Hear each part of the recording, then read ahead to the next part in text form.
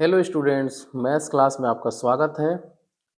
आज हम लोग चर्चा करेंगे 2026 में आने वाले क्वेश्चंस के बारे में और ये क्लास बहुत ही इम्पोर्टेंट होने वाली है। आप लोग वीडियो में बने रहिए। और मैंने एक पेपर लिया 2025 का, जिसको लेकर मैं दिखाऊंगा आप लोगों को कि पेपर किस तरह आने वाला है और 2026 के लिए कौन कौन से इम्पोर्टेंट क्वेश्चन बनते हैं। इसलिए आप वीडियो में अंत तक बने रहिए। तो आइए बिना देर किए शुरू करते हैं हम लोग। ये देखिए, ये क्वेश्चन पेपर है 2025 का, जिसमें ये जो है 822 बीवी ये संकेतांक है, जिसको आप लोग उत्तर पुस्तिका में भरना होता है। 822 उसके आगे बीवी, जो भी आपका जो आगे का अक्षर ये आएगा उसको हमें कॉपी में भरना जरूरी होता है और वो मार्कशीट में भरना जरूरी होता है, जिसमें लिखा होता है संकेतांक का पहला अक्षर वही बी और दूसरा अक्षर वी, वो भरना जरूरी होता है, क्योंकि इसी के आधार पे हमारा क्वेश्चन पेपर चेक होगा। कि वो मार्कशीट में भरना बहुत जरूरी है और बुकलेट में भरना बहुत जरूरी है। अगर बुकलेट में छूट भी जाए तो चल जाता है, क्योंकि आपके साथ के जितने भी बच्चे हैं सबका वही होता है संकेतांक। तो टीचर वहां से कंफर्म रहता ही है कि बच्चे का संकेतांक यही है। लेकिन जो मार्कशीट होता है वो कंप्यूटर से चेक होता है, इसलिए उसमें संकेतांक भरना बहुत जरूरी होता है। तो देखिए, सबसे पहले पेज पर ये जो पेपर जो होता है 3 घंटा 15 मिनट का होता है, जिसमें 15 मिनट तो मिलता है पढ़ने के लिए। तो 15 मिनट पढ़ने के लिए मिलता है और 3 घंटा में हम पेपर करना होता है। तो 3 घंटा बहुत पर्याप्त समय होता है। लेकिन सबसे पहले हमें क्वेश्चन आना भी चाहिए करने के लिए। तो सबसे पहले पेज पर निर्देश लिखा होता है कि जैसे सभी प्रश्न करने अनिवार्य हैं। खंड क और खंड ब 2 खंड होते हैं और 1 से 20 तक के बहुविकल्पी प्रश्न होते हैं। 1 से 20 तक जो उनको मार्कशीट पे भरना होता है और बाकी हमें कॉपी में करना होता है। टोटल 70 नंबर का होता है, जिसमें 20 नंबर तो हमारा मार्कशीट में जाता है और 50 नंबर जो होता है वर्णनात्मक प्रश्न होता है, जिसको हम कॉपी में करेंगे। और देखिए, इसमें जैसे पहले नंबर पे सभी प्रश्न अनिवार्य हैं, दूसरे में दिया है खंड प्रश्न पत्र के अ और ब 2 खंड हैं और फिर दिया खंड अ में से एक अंक के 20 बहुविकल्पी प्रश्न हैं, जिनको मार्कशीट पत्र पे करना होता है, इनको कॉपी पे नहीं करना होता है।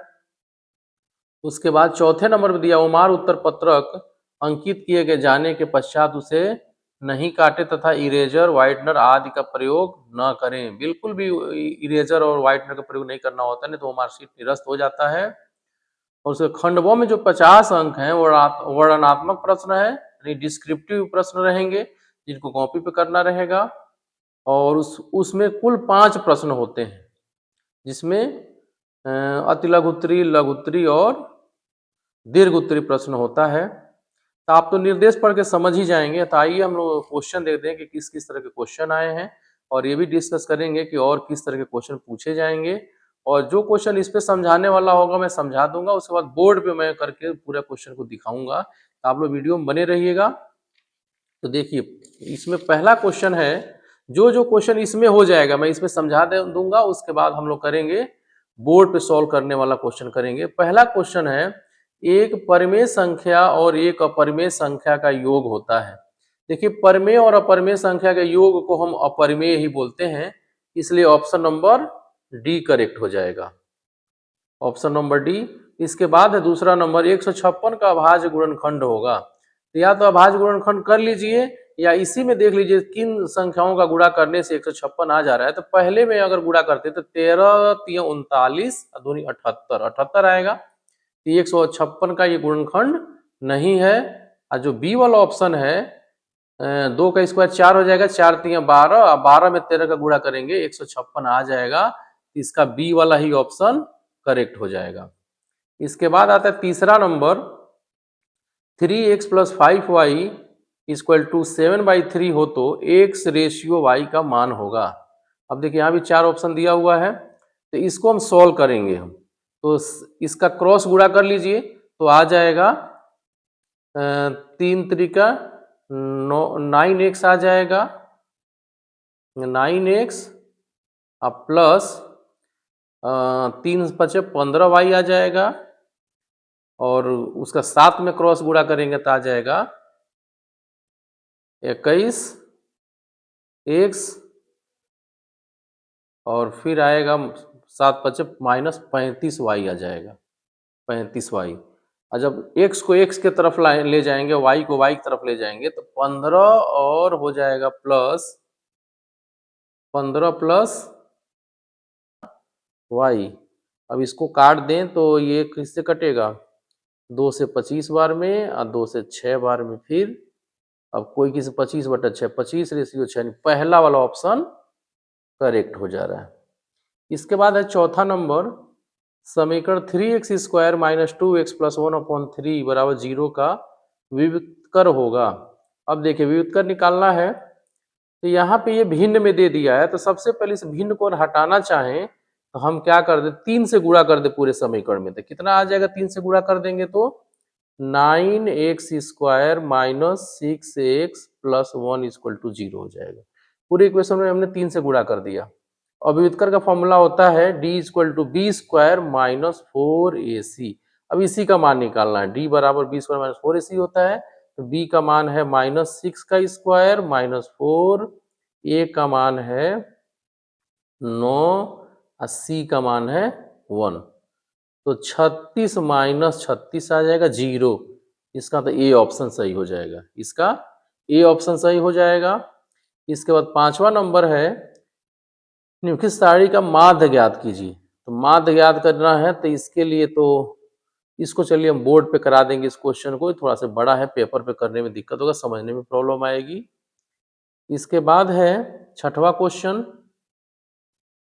त्रिभुज एबीसी में डी पैरेलल टू बीसी इस प्रकार है कि AD equal to 1.5 centimetre, DB equal to 3 centimetre, A equal to 2 centimetre. तो AC की माप होगी, पूरा AC का मान पूछ रहा है तो इसमें हम लगा देंगे थेल्स का प्रमेय लगा देंगे जिसको हम BPT भी कहते हैं, आधारभूत अनुपातिक प्रमेय। तो इसमें होता है अगर ये दोनों D पैरेलल टू BC है तो क्या करेंगे हम लिख सकते हैं AD upon AB equal to AE upon AC। अब मान रख लीजिए AD का मान 1.5, AB का मान पूरे AB का मान लेंगे तो हो जाएगा 4.5 हो जाएगा 4.5 और AE 2 सेंटीमीटर है और AC हमें निकालना है। पॉइंट पॉइंट कैंसिल 15 कम 15 15 3 45 क्रॉस गुणा कर दीजिए AC बराबर आ गया 6 तो 6 सेंटीमीटर। ये वाला ऑप्शन करेक्ट हो जाएगा। इसके बाद आइए क्वेश्चन नंबर 7। क्वेश्चन नंबर 7 है बिंदुओं 2, 3 और 4, 1 के बीच की दूरी का फॉर्मूला होता है under root x2 minus x1 whole square plus y2 minus y1 whole square. ये हो जाएगा under root x2 minus x1 हो जाएगा 4 माइनस 2 होल स्क्वायर और प्लस 1 माइनस 3 होल स्क्वायर। देख लीजिए जो पॉइंट है ये x1 हो जाएगा, ये x1, ये y1 और ये x2 हो जाएगा, ये y2 हो जाएगा। तो 1 x2 में से 1 तो 4 माइनस 2 होल स्क्वायर, ये हो जाएगा y2 में तो 1 माइनस 3 होल स्क्वायर। तो देखिए ये आ गया 4 माइनस 2 आ जाएगा अंडर रूट 2 का स्क्वायर, अब 1 माइनस 3 माइनस 2 का स्क्वायर तो हो जाएगा 4 प्लस 4 अंडर रूट 8 आएगा जिसको 2 अंडर रूट 2 भी लिख सकते हैं।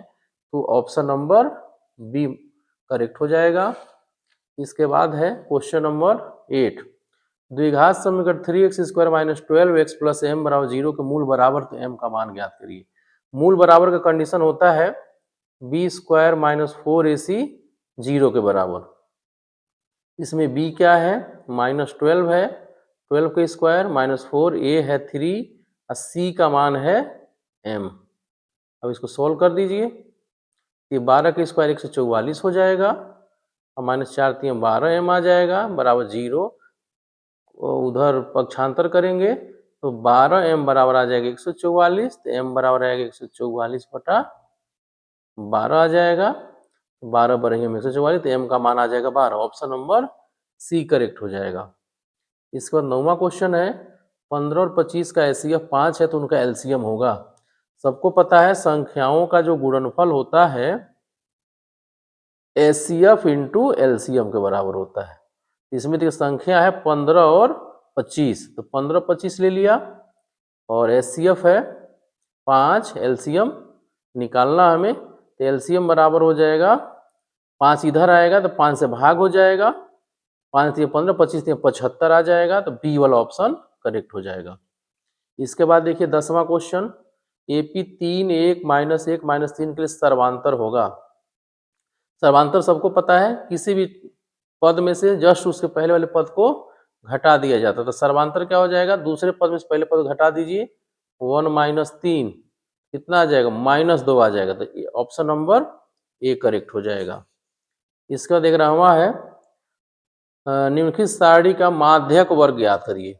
माध्यक वर्ग का मतलब होता है जो मिडिल टर्म हो उनका उनका माध्यिका बताना होता है, तो मिडिल टर्म का वर्ग अंतराल बता दिया जाएगा तो माध्यक वर्ग हो जाएगा। तो सबसे पहले इसका संचयी बारंबारता निकालेंगे, तो संचयी बारंबारता में ये 2 हो जाएगा, 2 7 ये 9 हो जाएगा, 9 3 12 आ जाएगा, 12 10 22 आ जाएगा, 22 4 26 आ जाएगा। अब 26 का आधा कर दीजिए, 26 का आधा हो जाएगा 13, तो 13 जो होगा 13 कौन से पद में पड़ेगा, 2 9 12 इस वाले में पड़ेगा, यानी 15 से 20, 13 इसके अंदर पड़ेगी, संचयी बारंबारता के अंदर पड़ेगा। यहाँ तो 12 ही पद हुए, 13 से लेकर के 22 तक यहाँ के पद हैं, तो वर्ग अंतर जो माध्यक वर्ग होगा 15 से 20 हो जाएगा, तो ऑप्शन नंबर डी करेक्ट हो जाएगा। इसके बाद है tan a बराबर 1, तो 2 sin a cos a का मान ज्ञात करिए। ये भी देखिए एकदम सिंपल सा क्वेश्चन है। tan a का मान 1 है, तो tan a का मतलब ये, तो a का मान 45 डिग्री हो जाएगा, क्योंकि tan 45 का मान 1 होता है। अब 2 sin a cos a निकालना है, तो 2 sin 45 इंटू कॉस 45, तो 2 गुणे साइन 45 का मान 1/2 में 2 होता है, कॉस 45 का मान 1/2 में 2 होता है, कड़ी में 2 का गुणा करेंगे 2 आ जाएगा, 2 से 2 कट जाएगा, 1 आ जाएगा, ऑप्शन नंबर सी करेक्ट हो जाएगा। 13 है, एक वृत्त के केंद्र से 25 सेमी दूर स्थित बिंदु Q से वृत्त की स्पर्श रेखा की लंबाई 24 सेंटीमीटर है, तो वृत्त की त्रिज्या ज्ञात करिए। अब देखिए ये है, जैसे एक वृत्त है, वृत्त के केंद्र से दिया है 25 सेंटीमीटर, ये दूरी 25 सेंटीमीटर दिया है। वृत्त Q से वृत्त की स्पर्श रेखा की लंबाई, वृत्त की स्पर्श रेखा की लंबाई ये 24 दे दिया है और ये 25 है। कह रहा है कि वृत्त की त्रिज्या ज्ञात करिए, इसको मिला दी त्रिज्या, ये हमें निकालना है। त्रिज्या जो होता है स्पर्श रेखा पर लंब होती है, 90 डिग्री हो जाएगा, और ये हो जाएगा कर्ण हो जाएगा, ये आधार हो जाएगा, हमें ये लंब निकालना है।